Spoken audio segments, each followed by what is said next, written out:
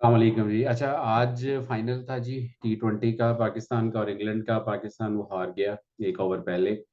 तो थोड़ा सा देखते हैं कि हार की वजूहत क्या हैं और इस शिकस्त से हमने सीखना क्या। इस वीडियो का अगर मैं एक नाम दूं, तो इसको टाइटल दूं, तो इसको मैं नाम दूंगा be your self because everyone else is taken. कि आज हमने जो करना था वो क्या था, जो हमने नहीं किया। तो थोड़ा सा आपको बैकग्राउंड में आप जाएं। पाकिस्तान क्रिकेट को अगर आप फॉलो कर रहे हैं गुज़िश्ता कई सालों से या कई दहाइयों से, तो एक चीज़ आपको पता होगा कि पाकिस्तानी क्रिकेट की एक साइकी है। हम लोग स्टार्ट लेते हैं, उसके बाद और वो स्टार्ट कोई बहुत ज़्यादा एग्रेसिव नहीं होता। 90s में शाहिद अफरीदी आए और उसके अलावा जो है पाकिस्तान में स्टार्ट जो है वो बड़ा नॉर्मल स्टार्ट होता था क्रिकेट का। और सेटल होते थे हमारे, फिर जब विकेटें गिरती थी हम थोड़ा डिफेंसिव हो जाते थे और एंड तक डिफेंसिव खेलते थे, फिर एंड वाले ओवर्स में जाके स्पेशली ओडीआई में आखिरी 10 ओवर्स में हम लोग ज्यादा स्कोर करते थे।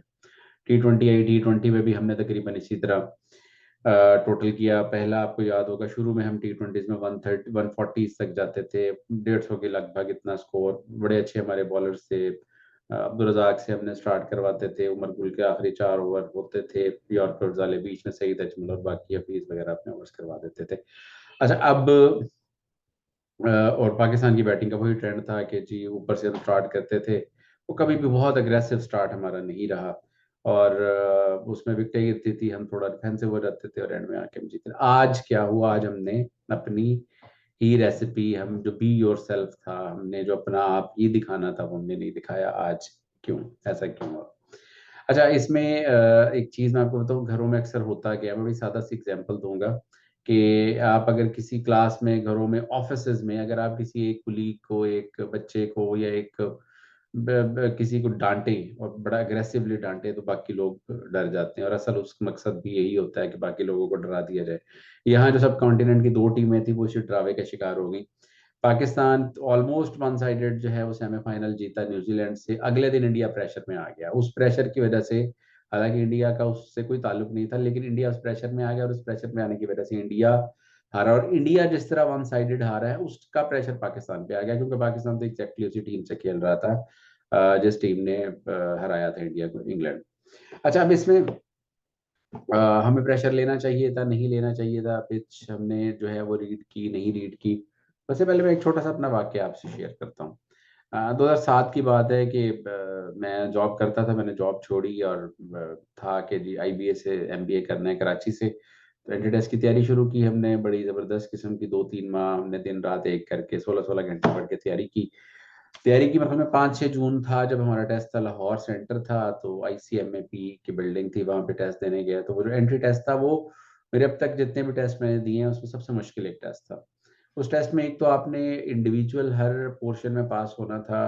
दूसरा ये कि उसमें एग्जामिनर आपको बता रहा था कि फलां पेज पे आ जाए, फलां पे आ जाए, पीछे नहीं आप जा सकते थे। कैंडिडेट की वो ले लेते थे, आंसर शीट फाड़ देते थे या क्रॉस कर देते थे। तो वो बड़ा मुश्किल टेस्ट था वो इस लिहाज से। अच्छा, उस टेस्ट में सारे पोर्शन तकरीबन ठीक है, लेकिन मैथ्स का पोर्शन बहुत मुश्किल था। उसमें ऑलमोस्ट बीएससी लेवल की मैथ्स थी। बीएससी लेवल की मैथ्स थी। ज्यादातर लोग जिनका मैथ्स का अंडर ग्रेड में कोई इतना ज्यादा एक्सपीरियंस नहीं था, उनका मैथ्स का पोर्शन वो अच्छा नहीं गया। उस टेस्ट में अक्सर लोगों ने एक गलती की, वो गलती ये की कि सवाल ज्यादा थे, टाइम कम था, तो ज्यादातर लोग पैनिक हो गए। जितने सवाल तो उस टाइम में हो सकते थे वो कर लिए, बाकी जो सवाल थे वो उन्होंने रॉन्गली टेक कर दिया। जब टेस्ट खत्म हुआ तो डिस्कशन कर रहे थे, तो एक पॉइंट ऑफ व्यू जो उस वक्त मिला वो ये था कि मैथ्स का पोर्शन तो सबके लिए मुश्किल था, सबके लिए ही मुश्किल था। जब मैथ्स का पोर्शन सबके लिए ही मुश्किल था और कोई भी बंदा उसे सही तरह अटेम्प्ट नहीं कर पाया, तो पता ये चला कि जिस बंदे के जितने ठीक होंगे और बाकी जो उसने छोड़ दिए होंगे उसको सबसे ज्यादा एडवांटेज मिलेगा। तो कहने की बात ये कि समटाइम्स जिंदगी में आपने, जब मुश्किल हालात आ जाएं, तो आपने अपनी बेसिक्स पे आ जाना होता है।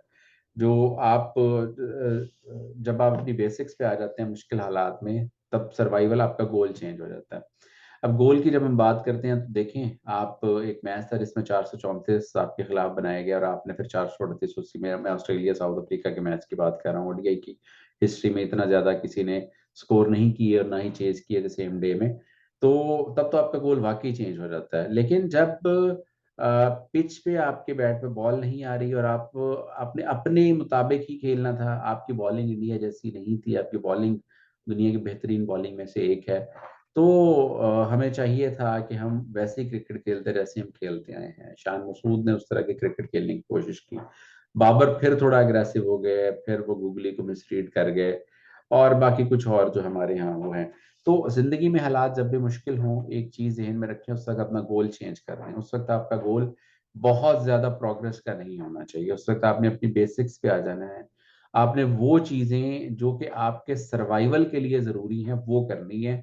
जब आप सर्वाइवल मोड में अपने आप को सर्वाइव कर लेंगे, तो उसके बाद सेट हो कि आप क्रिकेट में हैं तो आप हिटिंग करना शुरू कर दें, जिंदगी में हैं तो आप बड़े बड़े जो है वो मंसूबे बनाने शुरू कर दें, प्लानिंग शुरू कर दें। तो कोशिश ये करें कि जब मुश्किल वक्त आए तो अपनी बेसिक्स राइट करें, गोल चेंज करें। जब गोल्स की हम बात करते हैं तो बहुत सारे जो है ना वो गोल्स हो सकते हैं। आप, एक आदमी ज्यादा से ज्यादा दौलत कमाना चाहता है, ये भी उसका गोल है। एक आदमी ज्यादा से ज्यादा ग्रो करना चाहता है, ये भी उसका गोल है। एक आदमी शोहरत ज्यादा से ज्यादा कमाना चाहता है, ये भी उसका गोल है। लेकिन कभी बुरे वक्त आ जाएं तो फिर क्या किया जाता है? फिर खामोश हो जाया जाता है, अपनी बेसिक्स पे कायम किया जाता है, अपने आप को मजबूत किया जाता है। और जब आप मजबूत कर लेते हैं, तब आप दोबारा, हालात आपके लिए बेहतर हो चुके होते हैं, आप अपनी तैयारी कर चुके होते हैं, तब आप मजबूत असाब के बन चुके होते हैं। और जब मजबूत असाब के जो लोग हैं वो फिर कामयाब भी होते हैं। अपना और बाकी लोगों का ख्याल रखिएगा। बहुत शुक्रिया। अल्लाह हाफिज।